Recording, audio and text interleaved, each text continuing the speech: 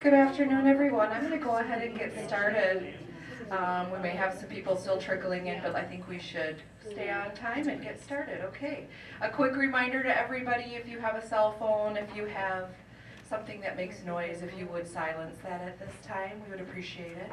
And let's go ahead and get started. I'm Carrie Bourne. I'm from the Office of Continuing Education at UW-Whitewater, and we present the lecture series here at Fairhaven Senior Services, and we've been doing so since 1983.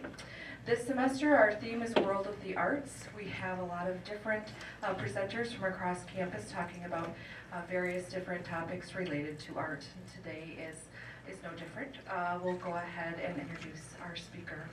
And I will probably mispronounce many things in your introduction here, so please forgive me in advance. Verónica Soria Martínez focuses on visual culture and sonic arts. She holds a PhD and a master's degree in visual arts and intermedia from Polytechnic University in Valencia, Spain. From 2014 to 2018, she worked at an art collective that focused on community projects and public site interventions in Spain. A portion of her research can be read in English at Resounding Memory, Oral Augmented Reality and Retelling of History, Leonardo Music Journal, number 27, MIT Press. And more recently in the Journal of Cultural Research in Art Education. Verónica has presented at state, national, and international conferences. She has exhibited internationally at Fine Arts Museum. Fine Arts Museum, Castilla, Spain, Ausblick Privat in Meiningen, Germany, Art Public University Publica in Valencia, Spain, and Rockford Art Museum. I got that one. That one I can do. To name a few. Before starting as an assistant professor of art education at UW-Whitewater, Verónica taught visual arts at Rockford Public Schools, new media at New Genre Art Space, and art education at Rockford University. Her research interests include sound art and music, audio and visual cultures, art education, digital interactive art, and critical theory. Please join me in welcoming Verónica Soria Martínez. Thank you. So thank you for having me, and Carrie for inviting me today. And usually my students have to listen to all of this, so I try to put all of this together in a way that would be amusing, or more like it could maybe like awaken your interest, because what we're going to be talking today is how art education, or art and education and research actually can interrelate and feed each other. So I'll start by explaining that art, well, as you very well know, is not just painting and drawing, right? It can be many things. Probably from my biography, you've heard a lot of things like sound. Actually, that is kind of my specialty. I like sound and making art with sound in a way that it's almost like painting. But also, it's very tied and related to community practices and interactivity. And this starts since, maybe the 1970s to this time, artists start integrating the audiences and drawing them into the work of art. And sometimes those relationships that are built, or those actions, are the work of art themselves. For instance, you can see here, Lorraine Grady, she went to a demonstration and she started framing people, and then she made this series of pictures, kind of like the people in that demonstration were the work of art. In this one, Pad Thai, now it's my turn to not get it right, Ritrit Tiravanija, I think it's pronounced. He makes Pad Thai at a gallery and shares it with people, and that is a work of art. Or even the installation art of Olafur Eliasson, where the important thing is the light and the changes over time.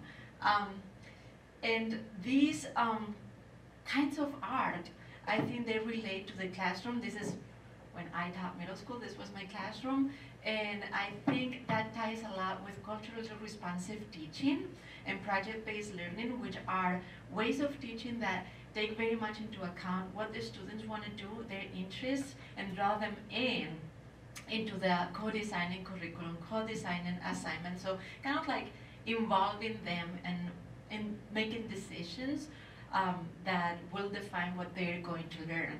And then I also did arts integration and universal design, both to integrate the multiple intelligences and different learning styles.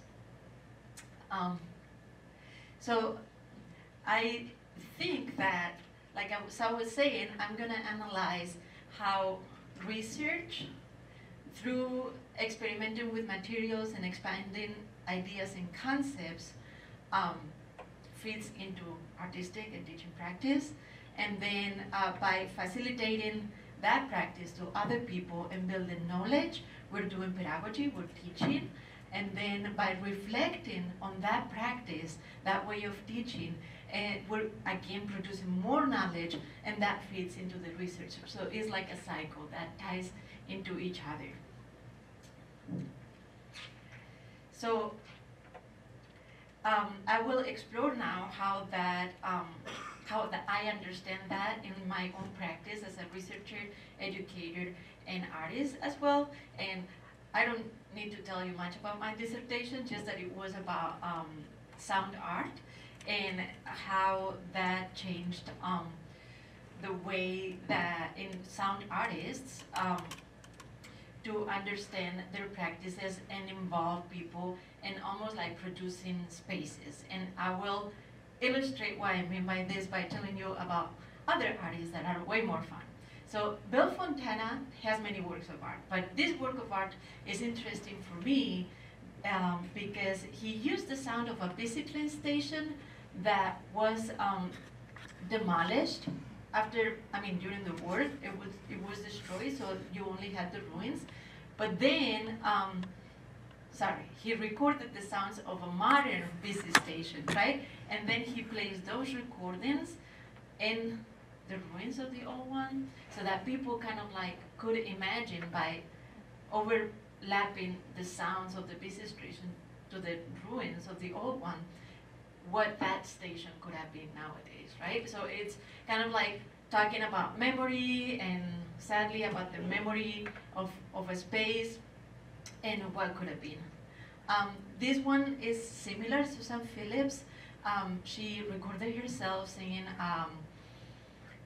traditional Scottish song, and then she placed it under the bridges. So as you walk on the streets, you can hear, and the way it's recorded is very intimate. It's just her with a microphone, but then you hear it in the public space, and it also evokes a lot of memories because it's a very old song.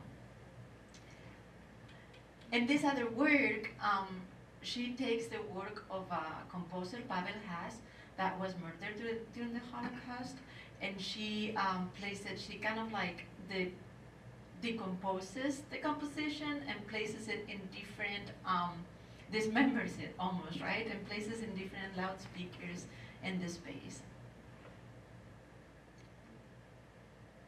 In this one, Janet Cardiff, and this takes like this work of art, but I can get very passionate about what I like.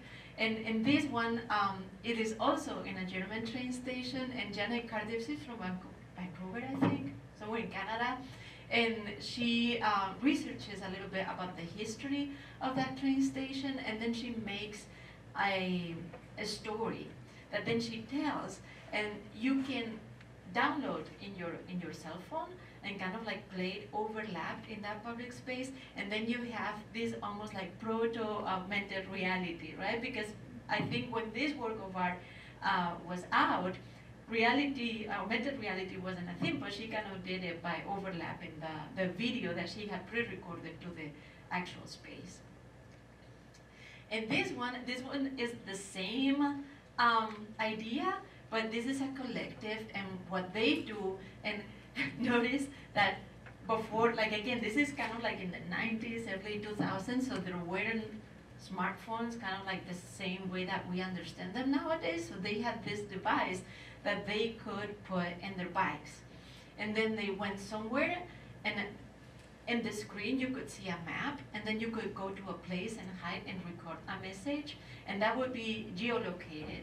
So then somebody else could put the same device in their bike, and then they could find people and listen to their stories.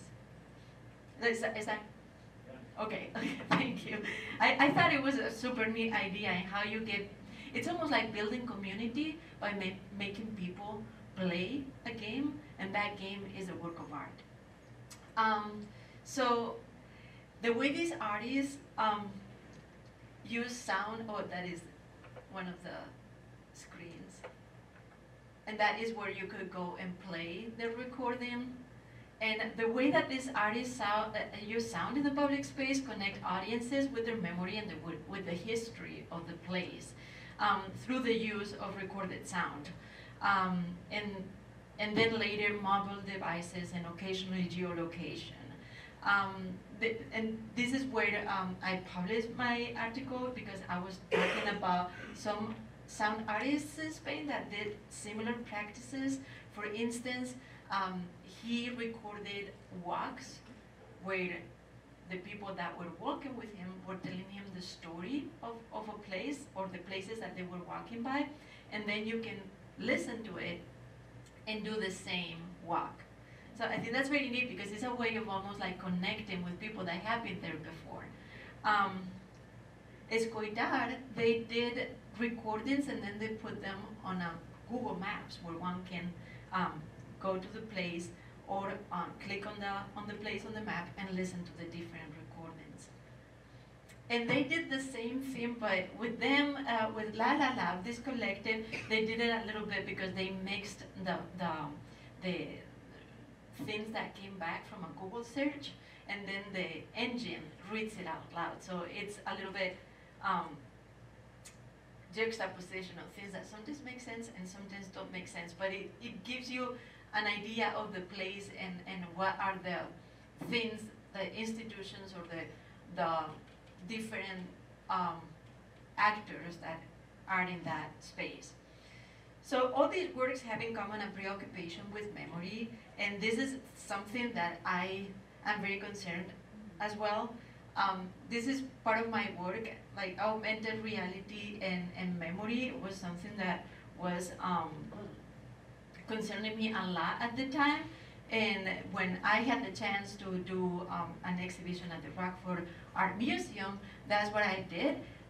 But the way, again, that I understand it is not very distant from art education, because then I did it with a wiki as well, and then people could kind of like themselves go to the objects or go to the stories and listen or learn from the story that I had created. In the world of education, I wanted to talk to you, well, in the world of art, there's also a series of artists that have been creating works of art that have a lot to do with education. Tania Bruguera, that is another guy, that is not Tania Bruguera, but this is one of her works of art. She did what she called Cátedra Arte de Conducta. Tania Bruguera is from Cuba. So there is a very neat interview where she explains that she realized at some point she was doing a performance on the streets and she was dressing very strange. She was in disguise. And a police approached her and was about to arrest her. And then somebody told her, no, she's an artist. This is just a work of art. And then the policeman said, oh, okay, I'm sorry. And then he went away. And then she realized that art could empower her to get away with things, especially in Cuba, that otherwise she couldn't do, right? So when Cátedra Arte de Conducta is the Department of Behavioral Art, translated, and she wanted to fill a void. In that moment in Cuba, this is the 90s, where she felt that certain kind of art that had more to do with the reactions of people could not be taught. So she single-handedly, almost like she started having these classes. And she invited artists from the United States and from all over the world to present there. And this took place from 2002 to 2009. And after that, she started, and what she, something that you have to understand is that it is her project, but she is always collaborating with other people because one person cannot do this by themselves. She arrives to a place, meets the neighbors, meets the people who live in that place, and then together they start like weaving these stories and these activities. Arte útil translates as useful art. So she starts playing with that idea that if you're going to go to a place, you cannot just do a work of art and leave. You're going to do something with those people, right? Again, like with the sound artists that were playing with the memory, but she is very much playing with the present and with the things that are concerning to the people in that moment. And then well, arte útil, useful art is still ongoing, so there's still exhibitions of arte útil. But then starting in, I think, 2017, she also starts the Immigrant Movement International, and it's within that same idea of useful art, where I think this is in Queens, in New York, and she'll have workshops and classes for people that otherwise maybe they could not afford it or they could not have access, and then they can find resources that they need for their lives and to improve their community. And I also wanted to point out that she right now teaches, or since some years ago, she teaches at Harvard. And now I wanted to show you a little video because this is a project that she made in London, and they explain the way that she involved the neighbors of the museum, of the neighborhood where the museum was located.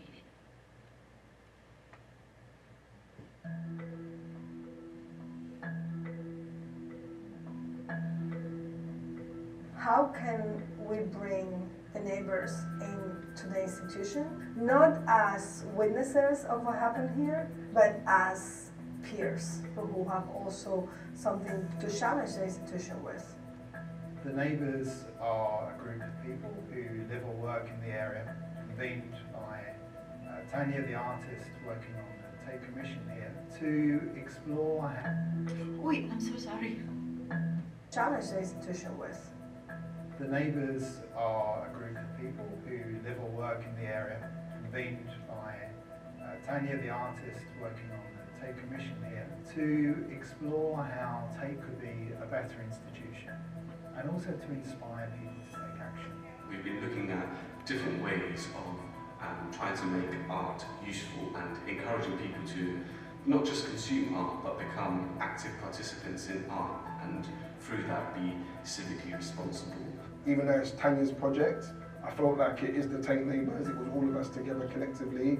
So that whole process of coming together, meeting weekly, having conversations about homelessness, migration, creativity, vulnerable communities, I just found it real, to be honest. I found it was a real exchange.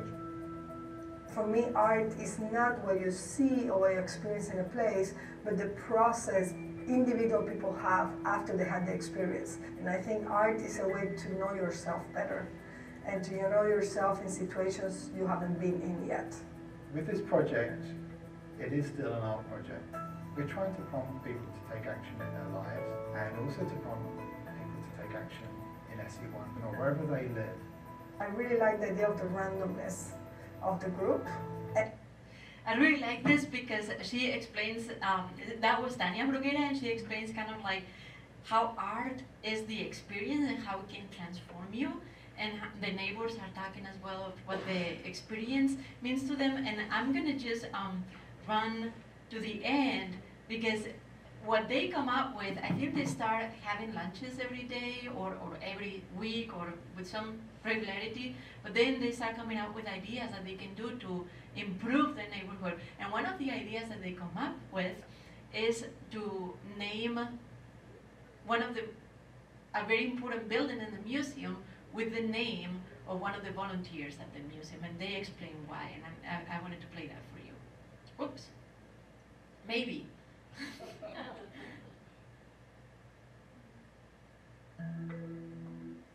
Particularly working class communities in SC1 is huge, particularly for people to understand. It's really not about their own personal gain in any way. Putting Natalie's name on a building that is as big and as world-renowned as this one is huge, particularly for people to understand that despite the fact that what you see is flats that are ridiculously expensive and office buildings, there are communities, particularly working class communities in SC1 that have been here and have been doing work for a long time, before any of this existed. Initially, I was very shocked when She is the I was asked woman if my whose name could be put on the building, and I realised that it wasn't really just about me. It's about symbolising that there's a different value system that's not based on money, that the values of volunteering, caring for your community, being kind are just as important as money. It's actually going to provide a lot of space for thinking and debate, and hopefully inspire other people to really adopt those values and think more about what they're doing every day in their lives. This is exactly what the work is about. The whole Turbine Hall Commission is about invisibility. It's about what you don't see, but it's there and it's important. Maybe people pass by and say Natalie Bell, and they assume it's somebody with money or somebody with celebrity status. But it is Natalie Bell, a neighbor, somebody who has changed the life of people, who is bringing all the values into consideration for us to accept what is a citizen and what is a neighbor.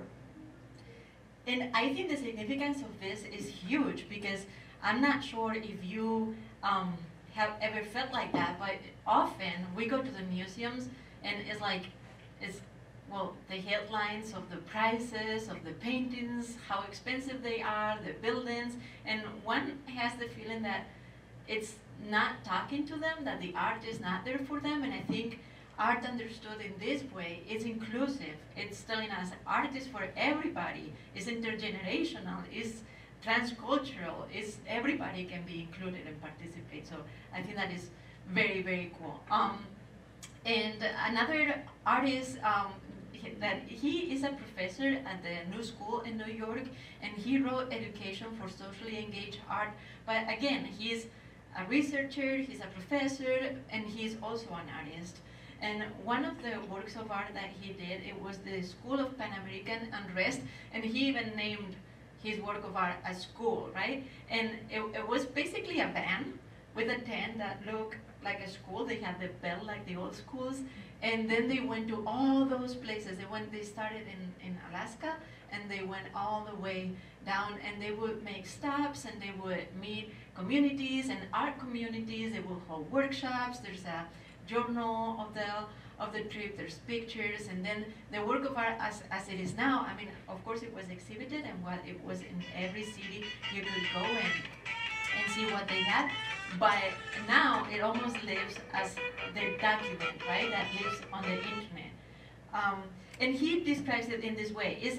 The School of Pan-American Unrest is an artist-led, non-for-profit public art project that seeks to generate connections between the different regions of the Americas through the discussions, performance, screenings, and short-term and long-term collaborations between organizations and individuals, from Anchorage, Alaska, to Ushuaia, Argentina, in Tierra del Fuego.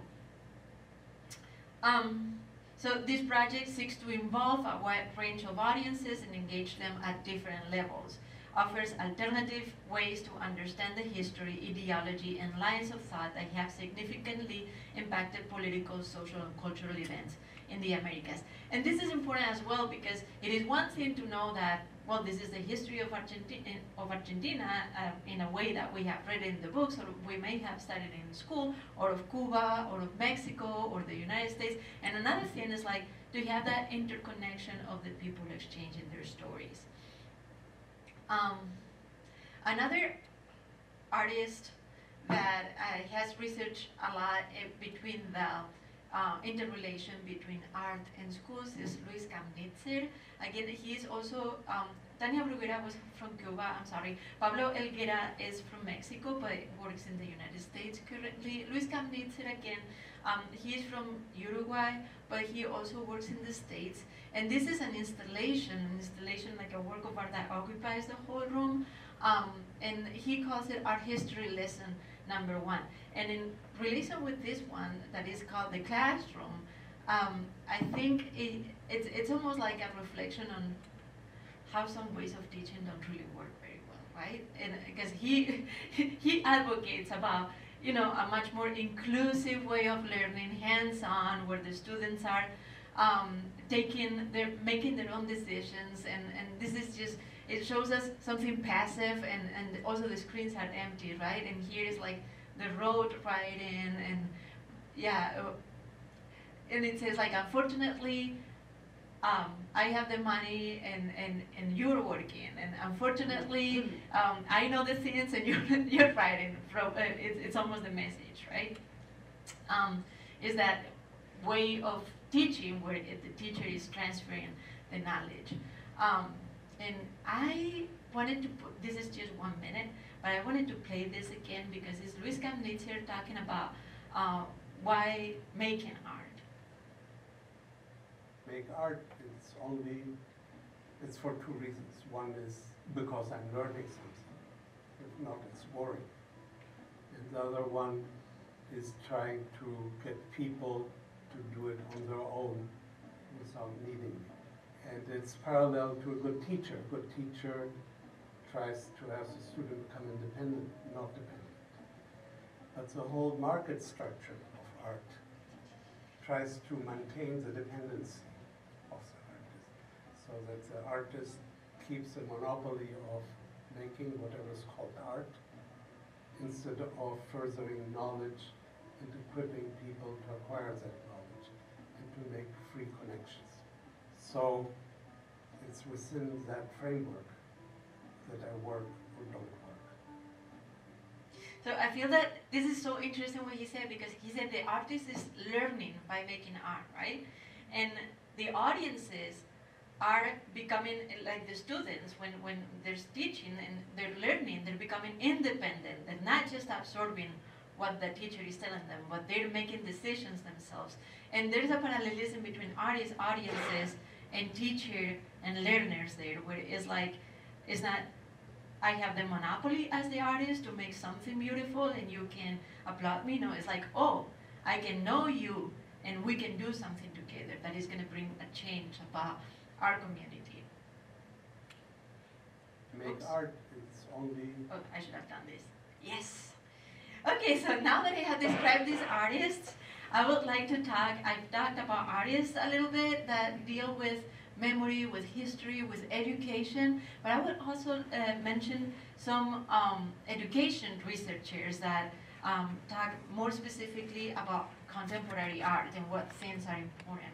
Because like I said before, right, right now, contemporary art is very different from the art that was made 100 years ago. So Olivia Good, she teaches in the University of Chicago, and or the school. She's in Chicago. I think she's taught in all the universities in Chicago, like in the School of the Art Institute as well, and UIC for a while. But she's talking here about different strategies that artists use to make contemporary art, and I illustrated it with a picture from Barbara Kruger because I feel that she does all the strategies at the same time, in the sense that contemporary artists use appropriation, in that they may take the work of somebody else and remix it, or sometimes not even remix it much and present it as theirs, or recontextualization, when they take it but present it under a new light in a new context, and then the whole meaning changes, or juxtaposition, where they put things together that apparently don't have much to do, but then they get a new meaning, or they layer, or they mix intermedia, right? They mix painting with video, with sound, or there's interaction of text and image. And then there's two that are gazing and representing, and those are a little bit more tricky to understand, but I have it here. Because gazing is when the subjects of the work of art have the awareness of the situation of the artist and the audience that is looking at them. And representing is using the artist's personal experience, right? So it's the same like in the classroom, where we want all the students to be represented so that they feel included. And then more recently, I also wanted to say that the 3 criteria curriculum, she says that a good curriculum should be based on genetic themes that relate to the lives of the students. Because if they're not interested, they're not going to want to do it, right? And their communities. And then the studio art projects based on diverse practices and contemporary art making and related traditional arts. So it's not just drawing and painting, it can be sewing, it can be making crochet, it can be writing and taking pictures, it can be video, animation, and then this comes as an investigation, right? So the students have to be developing their ideas as they're developing their art. And that was some of my students because they wanted to sew. And I was like, okay. And they were a little bit learning with me as we went, because that wasn't something that I could tell them, give them a recipe how it was done. They had to develop it with me. And I also wanted to talk about Jorge Lucero. He teaches at the University of Illinois in Champaign, or in Urbana-Champaign, and he says, well, there are so many teachers or so many artists that are studying to become teachers, and then once they become teachers, they stop making art. Because we have to pay the bills, because there are a lot of demands of teachers, and then they cannot keep creating. But then it becomes disconnected, because why are they teaching their students if they're not making art anymore, right? So he launches the question, how can an artist who becomes a teacher continue to work as an artist? And what he says is that the teacher can be a conceptual artist and can work with anything. And one of the things that the teacher can work with is the school as the material. And I, wow, because I just look at the clock and it's like, oh, I have so much more, and I feel like I almost have to start wrapping up. But, so what he says is just almost like use what you have. Your students are being, I saw a lecture by him, and he is really fun. And he was saying, your students get many detentions and you get the detention slips, just put them. Like, collect them and put them as a mural for, you know, and he was saying, wherever you have, you can start creating art that is going to be meaningful for your students as well, and for you, and for the community.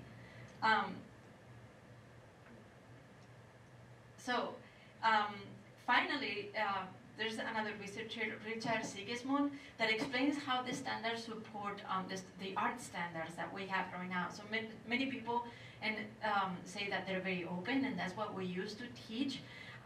But he explains that the standards being very open are perfect because that way they support convergent and divergent outcomes. Convergent is almost when there's one correct response and everybody is tending to do the same thing. Divergent is when there's many different possible outcomes and you have to creatively think about your own response. And he says many art teachers teach convergent thinking because it's the easy thing to assess. You just have to have a model and see if all of them check, right? Divergent thinking is much more difficult to assess, but is much more important for the students that we want to form and educate nowadays, because we need them to use creative problem solving, we need them to have critical thinking. So these aspects, I'll recap, it's what I want to bring to my classroom and what I want to bring to my practice as an artist, and that's what I'm going to talk in the last minutes. But this is a work of art that I did, and probably you find many connections with the works of art that we were seeing at the beginning. And we did this is when I worked with the collective creator in Spain, and we did interviews in the university of faculty, staff, and students. And we asked them, what would you do if you didn't have to worry about anything economically? And to choose a place. It's funny because it was heartwarming because you realize that most people are very altruistic. Because most people decided, well, first to live like kind of travel, know things, keep learning for one, and the other, help other people. And then in the places that they chose, we put their interview, and so they could go to the physical space itself and scan the QR code and listen to the interview, or then they could go to the website and click on the earphones and listen to what they wanted, to what they would do with their lives if they could. And again, there is this component of bringing people together by listening to each other and creating understanding. That was a little bit in our intentions. And these are the students interacting with it. We give them a map too, so that they could look for the locations. And this is the same idea, but we did this in the streets of my hometown in Valencia. And there were, I'm not sure if you remember these books, Choose Your Own Adventure, where you could go to one chapter or the other, but we tried to do that with walks. So there were 4 different walks that were 4 different narrations of 4 different characters, and then the different chapters, so to say, they were distributed on space. So you could go, this is a map, let me see if I have a close-up of the sign, no. But you could see here the streets and the locations, so then you could go there and you would find, again, a QR code, and you would listen to the chapter, and then you would decide by looking at the sign to which one you wanted to go next. That kind of mixed together history that we researched about the city and our own memories and a little bit of family histories that we had heard. And again, it says producing space through factual and fictional narratives. That sounds very academic, but basically what we wanted is to understand our own history, understand our memories, and other people to understand us as well. And then we did this workshop at a high school in Castellón, also near Valencia, and we were the teaching artists. So we were working with the class of another teacher and with the teacher in doing these interventions in public space, and we did the same idea. We recorded a documentary with the students and the faculty of that high school, and then we invited more people to write a book and everything. And they intervened. This is our inspiration because this is a collective in Chicago that invites people to intervene maps and put their memories on their maps. And we invited them to do the same with their neighborhood. And then we created a grid and we did a mural that was exhibited. Well, this is a mural that they did with the map interventions. This is the neighborhood, but everybody had a different section of the neighborhood, sorry. And this is another map with their stories, and again, it was the same idea that people could go to the museum and listen to their narrations. And this is another workshop that I did. This is back in Rockford. I belong to another collective that is New Genres Art Space, and we are a nonprofit that teaches new media for free to students. And this was when the lockdown, that's why we're all wearing masks. And we were teaching them experimental animation, documentary, and podcasting. And again, we did a project where interviews with the community were very important. And here we did a little bit of live coding.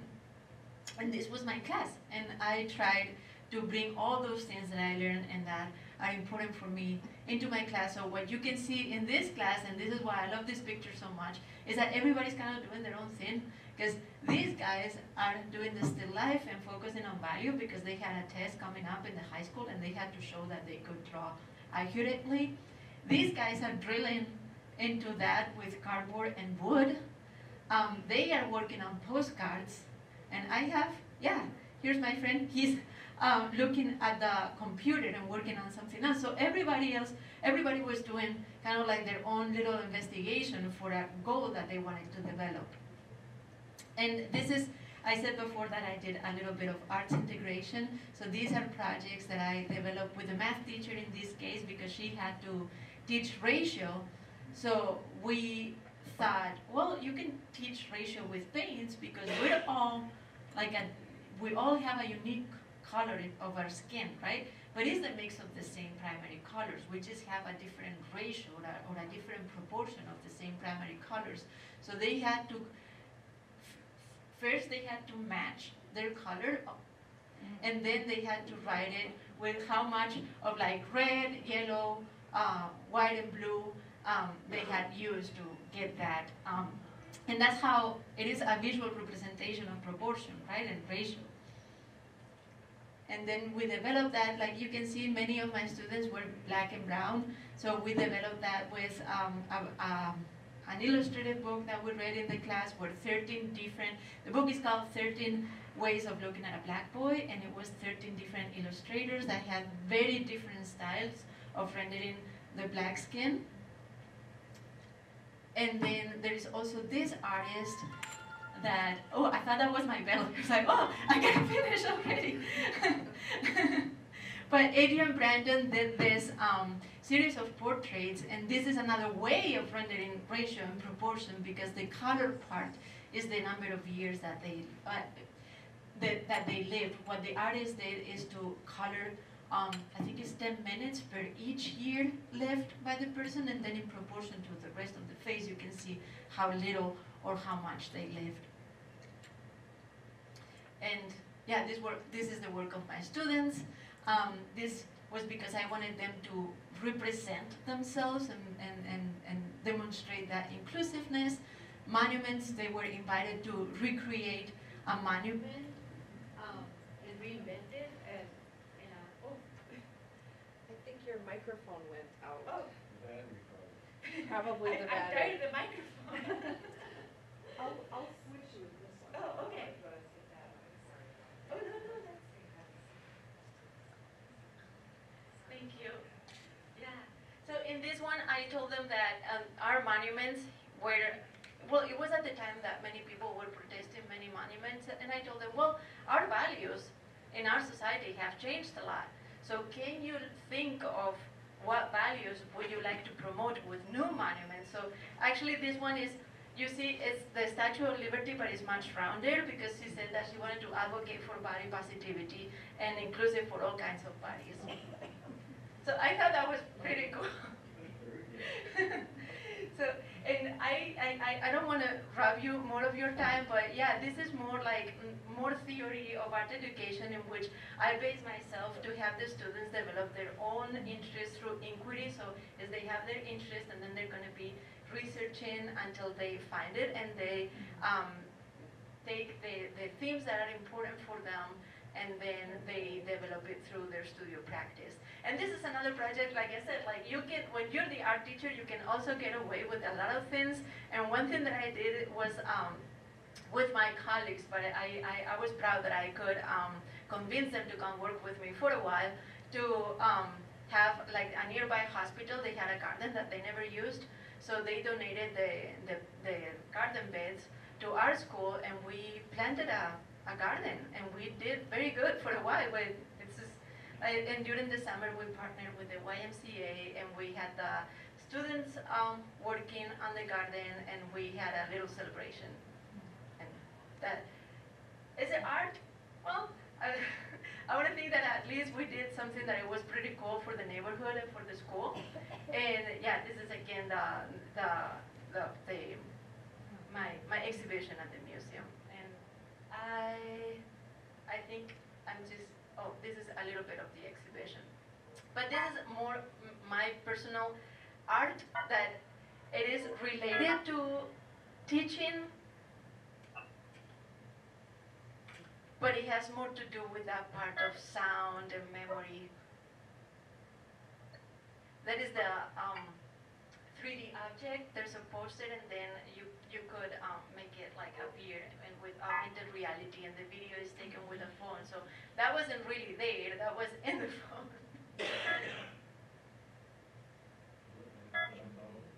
Yeah. And yeah, and this is more things that I've been doing with other educators to develop my practice, because I believe that collaboration is very important. And now, yes, I'm finished. And I just wanted, because you may know an art educator in your life, and something that I'm continuing to do is doing these professional learning communities, because, like I said, it's impossible when you're supporting your students to develop their own projects, it's impossible to know everything. Like I said before, my students were sewing, and I had no idea what I was doing or what they were doing. So it is very important to find a community that supports you and that supports your students. So we have this community that we're trying to start at Whitewater with teachers in the area, so everybody is invited.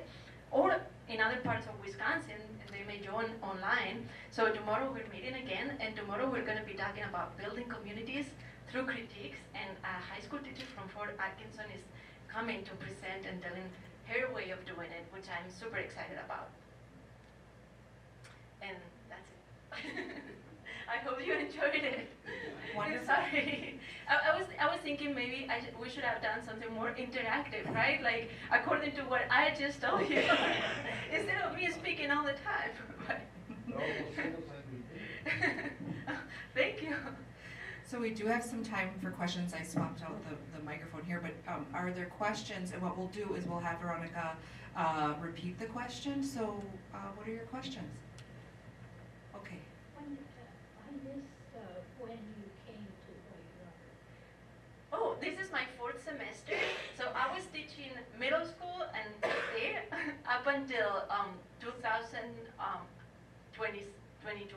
Yeah, and I started here on the fall of 2022. You're so lucky. I am lucky. I love it here. Yeah, and there's Whitewater, my department, especially for the whole university, are incredibly supportive. I feel that I keep learning every day. My students, they're lovely and they're very passionate about art, so I feel that I'm very, very lucky. Thank you. More questions?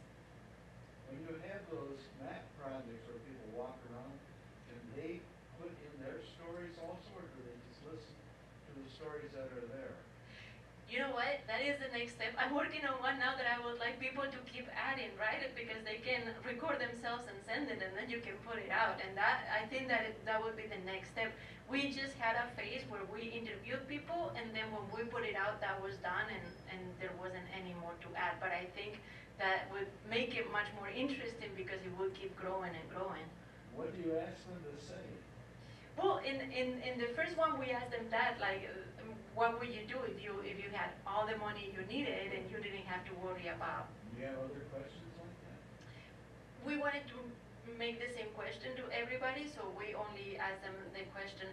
I'm working on one now that actually it is being way more difficult because it's more about we wanted to look for positivity in the neighborhood, and it was hard to find. So, and that was more open. I feel that sometimes having a specific question like that, it opens the conversation more because then people take it to whatever they want to talk about, right? But leaving it open, it's almost like too daunting. And in retrospect, I wish I would have made another specific question that apparently is, you know, it's like, it's not very intimate, but then people can take to that level if they want. Is the time limited for the presentation? For their testimonies, that no, it wasn't limited, but they were mainly like between 1 and 3 minutes. Some people like to talk. Yeah, that is true. Yeah. No, for that was like the thing that we did it between 1 and 3 minutes. But again, if it's long and somebody's interested, that's the good thing about everybody, like the audience being there with their headphones, they can always just stop it. Any other questions? Veronica will be here if you'd like to talk to her for a couple minutes afterwards. But please, thank you all for coming today, and join me in thanking Verónica Soria Martínez.